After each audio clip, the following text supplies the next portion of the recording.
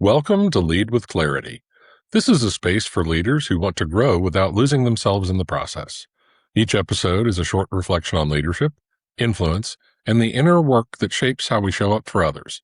It's not hype, not noise, just clear thinking for the journey of leading well. Today's episode is entitled The Discipline of Letting Go, Nadella on Tradition and Innovation. Here we go. There's a particular kind of failure that doesn't look like failure while it's happening. It looks like steadiness. It looks like discipline. It looks like a team doing exactly what has always worked, right up until the moment it stops working, and by then the gap is too wide to close quickly. Satya Nadella put words to this when he said, "Our industry does not respect tradition, it only respects innovation." He was talking specifically about technology, an industry where the half-life of a good idea can be measured in months. But if you sit with that statement for a minute, you'll notice it isn't really about technology at all.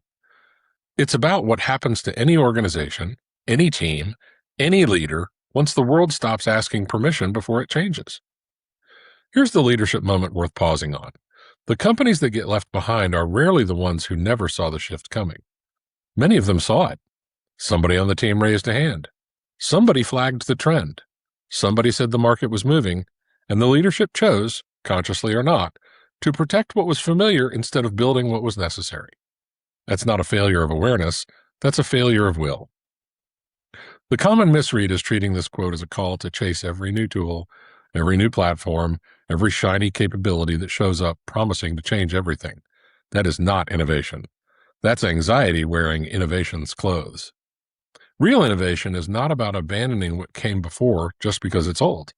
It's about being honest with yourself about which parts of how we've always done it are still earning their keep and which parts you're protecting simply because change feels like loss. Here's a reframe. Tradition is not the enemy. Tradition is only dangerous when it stops serving the mission and starts serving the leader's comfort instead. A process, a structure, a way of making decisions, all of these can be genuinely load-bearing, holding up something real. Or they can be a habit you've mistaken for a value. The work of leadership is telling the difference and telling the difference honestly, even when the honest answer is uncomfortable.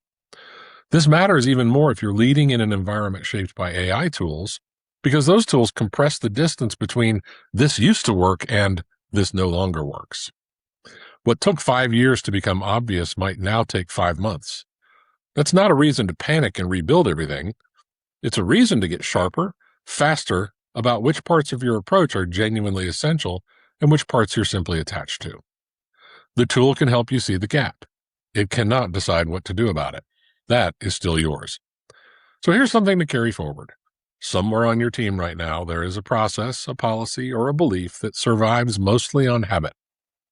Not because it's serving anyone particularly well, but because nobody has had the real conversation about whether it should still exist.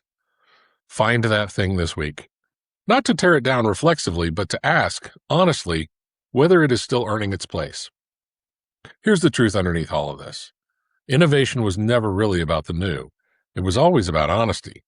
The willingness to look clearly at what you've built, keep what still serves the people it was built for, and let go of the rest, even when letting go is the harder thing to do.